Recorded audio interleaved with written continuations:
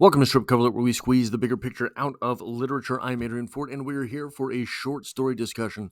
A short story discussion which will appear in two separate playlists here on the channel. Number one, obviously, being the short story discussion playlist, which is now approaching 30 videos long. But also, this is 6 of a 15-part series as we journey short story by short story through Dubliners by James Joyce.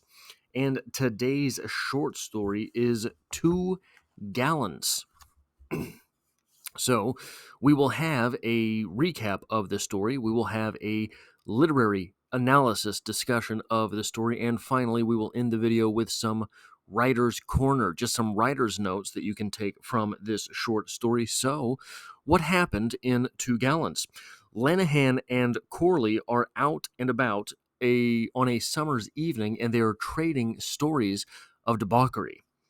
Corley has taken a maid as a lover recently, a maid who works for some wealthy clients, and he's getting goodies through her even though she doesn't know his name. Well, and that's part of the plan. But he does have a date that evening. He has a date with her that evening, mainly because the two have devised a plan. Corley and Lenihan have devised a plan to have her, the maid, steal money because a good maid is always useful to have around, don't you know? They pull their weight, in fact, weight that Corley and Lenihan are sure to let us know other women don't pull. They approach the maid, and even from a distance, Lenihan is impressed. So Corley says they will walk past so he can get a good look. They will walk back past Lenihan so Lenihan can get a good look at the maid. The two will meet up again, Lenihan and Corley, later that night.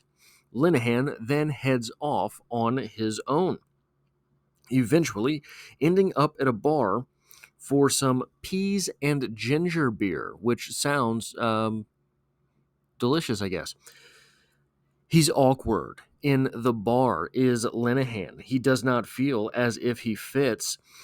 He is awkward in the bar and ends up wishing he had a steady job, wishing that maybe he was not stuck in this life of ne'er-do-well.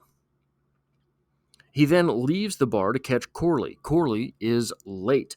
Eventually, he gets there, and Lenihan follows Corley and the maid at a distance to see the maid dash in and out of the house of the wealthy client. Eventually, Lenihan catches up, and Corley shows him the gold that they have, in fact, plundered. So, literary criticism, what is going on here? Well, I want to start the discussion right here. Where's my page down button? Oh no, I just hit 3. Where's my... All right, we're getting there. I messed up. I should have had this just pulled up.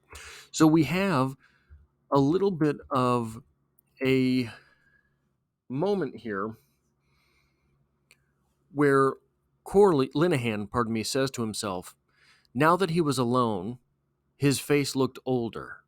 His gaiety seemed to forsake him. We have here Lenihan in the throes already of doubting the life that he has come into. And I think that pulls into question the title of the story. The title of the story being Two Gallants. The story being about Corley and Lenihan as two gallants. What is a gallant? A brave or heroic person. So, herein, we are left to wonder, well, on some level, we are not left to wonder whether or not this title is ironic. We are supposed, I think, to assume the title is ironic, but the deeper irony here, the more literary turn here, the type of turn that it takes a talent like James Joyce to put on a story, Is this, in fact, an ironic title? Are Linehan and Corley actually brave or heroic? Now they are miscreants, they are thieves, they are ne'er-do-wells. It's true. But who sets the parameters for bravery? Who sets the expectations for one who is heroic? This story here about Corley and Linehan using a maid, sure, that's not ever a great turn of phrase, but stealing from the rich and stopping maybe a half step short of actual Robin Hood. I mean, these two are poor. So stealing from the rich to give to the poor is maybe a half step from stealing from the rich to usurp as the poor, right? And they're risking going to jail in order to provide for themselves. Now, it's easy, I think, in some circumstance to say, yeah, no, these guys are just trash human beings. They're simply thieves. But are they just doing what they have to do to survive? And if in order to survive, you have to break the law, isn't every day something of an act of bravery? Maybe. Because we have to, pardon me, we have to ask on some level. We are entering, and I'm not 100% sure on Irish history. We are entering something of a gilded age, I believe, in which the dichotomy between the very, very rich and the not rich is very, very wide. And we get little hints of that through these stories so far, through all of the first 5 stories from Dubliners. There have been little hints at the disparate sort of nature of wealth in Ireland. So, if these individuals are, in fact, just trying to survive, at what level does that become detached from what you're supposed to do? Because the first thing you're supposed to do is live to see another day. And here we have Linehan stopping for a plate of peas and a ginger beer, which does not sound particularly lavish, but he seems to relish in it. And there is a little bit even further of maybe a class dynamic as he steps into that bar and he feels the eyes of all of these other patrons on him. Are they even lower class than he? He who is making a living of theft? Maybe not making a living. We don't necessarily know that that is the only thing he does. But the two of them seem to be schemers, seem to be plotters, seem to be organizing crimes, at least between the two of them. So when we take a step back and we look at their names, Corley is the primary sort of schmoozer of this group, right? Corley, the name, means carefree, cheerful, and benevolent. Corley is not given a name of a villain. Linehan, apparently this is most often spelled Lenihan, or at least that is how you find it online. The name itself means sorrowful, and we get that in this story as well, as Linehan is the reflective one. Linehan is the one who it's not entirely clear in this story what it is that Linehan really brings to the table in this group, but he seems to be, well, not even in this group, in this pairing. But if he is the big sullen type, it seems he is not quite cut out for this life of gallivanting about and stealing from other folks. But still, here he finds himself, and here he finds himself wishing for a better job, wishing that he were, in fact, employed in some steady job, if he had some type of craft. So that's all I have really for the literary criticism part. Let's go to the writer's corner portion of this story, and I want to start that all the way up here back at the beginning. The gray, warm evening of August had descended upon the city, and a mild, warm air, a memory of summer, circulated in the streets. The streets shuddered for the repose of Sunday, swarmed with a gaily colored crowd. Like illumined pearls, the lamps shone from the summits of their tall poles, the living texture below which, changing shape and hue unceasingly, sent up into the warm gray evening air an unchanging, unceasing murmur.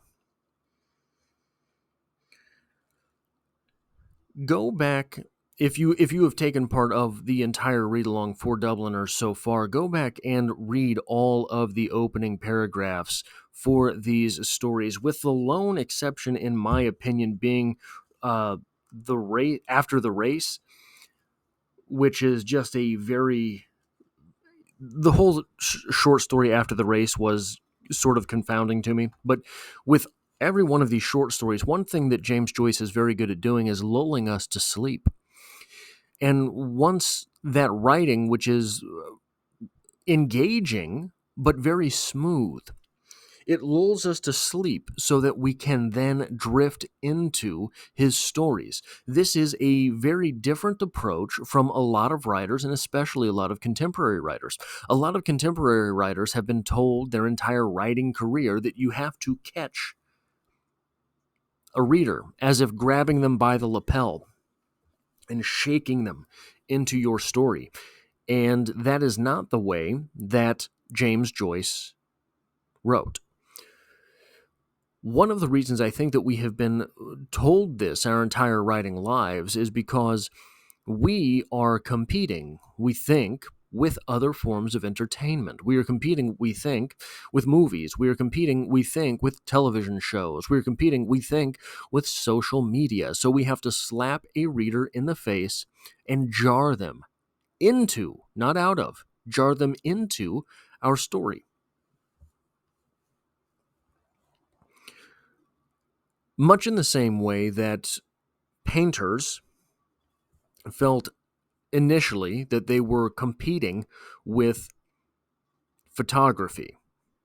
And then it became, oh, we're not competing with photography. We are freed by photography because the highest calling of our art no longer need be verisimilitude. We are freed from the realistic so that we can do all of these things that we ended up pointillism, all of these movements that we had, Picasso, all of these artists that we had that were straying from verisimilitude. But at any point in time before photography was invented, painters could have made that movement. And very few did. So I think this is a large misconception with writing. I think that readers are readers whether they have movies and television shows and social media or not. Meaning that whatever it is that most authentically grabs a reader and pulls them into your story, that should be what you use. Here we have James Joyce lulling us to sleep so that we drift into his stories as opposed to slapping you in the face to catch your attention. That, I think, is much more effective towards actually having your reader in your piece and having an opening that provides on a second and third reading. Oftentimes, these pieces that slap you and bring you into the story, that opening is on the second read. Very unappealing. We know it's coming. The lone exception that I have to this is Fight Club. And Fight Club, where did this go? I've lost my next point. In Fight Club, we have the opening where one character has a gun in another character's mouth and the character makes a joke. The gun is there to slap you in the face. The gun, people are always asking me, how do I know Tyler Durden? That is there to slap you in the face. The moment shared between these two people is the moment, there it is the moment that it's an inside joke between the two of them. That becomes more appealing on the second read. So Polnick, in fact, employs both of these strategies in Fight Club. He slaps us in the face, and he has this inside moment that drags us, lulls us adrift into the story. Now here, his mind became active again. He wondered if Corley managed it successfully. He wondered if he had asked her yet or if he would leave it to the last. He suffered all the pangs and thrills of his friend's situation, as well as those of his own. I think this is a great description of a moment for this character. And it's one that builds suspense, but it does it in a very particular way.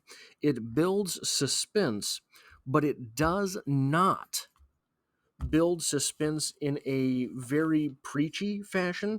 It does not build suspense in a way that becomes distracting. It does not build suspense in a way that is foreign to the character himself. The character himself in that moment is very brooding and contemplative. In that way, for the piece to be cohesive, we need the suspense to build in a brooding fashion, and that is exactly what it does. That is exactly what happens to our character there. And then finally, where are we?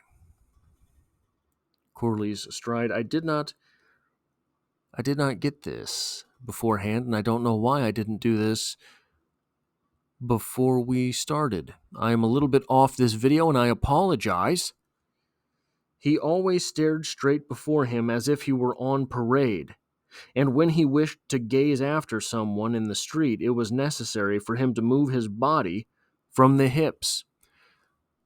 Here we go. This right here, this little bit, we're talking about Corley here. He always stared straight before him as if he were on parade. When he wished to gaze after someone in the street, it was necessary for him to move his body from the hips. This is interesting because it doesn't tell you anything about the character, right? It doesn't tell you how he feels. It doesn't tell you about his history. It does not tell you about the character himself at all, except, yes, it does, doesn't it? We've all known this guy. We've all known this guy who was a little cumbersome physically, but had the gift of gab. We've all known this guy who, at some point in his life, seemed to come to a social awakening and realized that if you just talk, people will listen because they're too kind to tell you to shut up. And that seems to be the character that we have here. So he always stared straight before him as if he were on parade. Here I am, on parade. And if he wished to gaze after someone in the street, he can't do this. He's not limber enough to do this. He's not physical enough to do this. He has to turn from the hips. He has to pivot, in fact. And that is something that these are the observations for which we come to the greats, right? Stephanie Meyer, Twilight. Okay, you like the story, you like the story. I don't care. It doesn't matter to me. If you like that sort of storytelling, you like that sort of storytelling. This isn't in there. It's just not. Chuck Palahniuk, one of my favorite writers. This isn't in there. This is a quiet and subtle observation. This is a quiet and subtle lulling you into knowing this character. That's what this is. So those are all of the notes that I have on Two Gallants from James Joyce here. If you enjoy what I do, hitting the like button really helps me out on the channel. It tells YouTube to share this video with other literature lovers. And if you find yourself here by chance but not design, literature is the only thing that I talk about on this channel. Poetry every Mondays, but there's also short stories, obviously, and novel read-alongs as well as a little bit of writer's stuff. And I hope to have you back for the next one.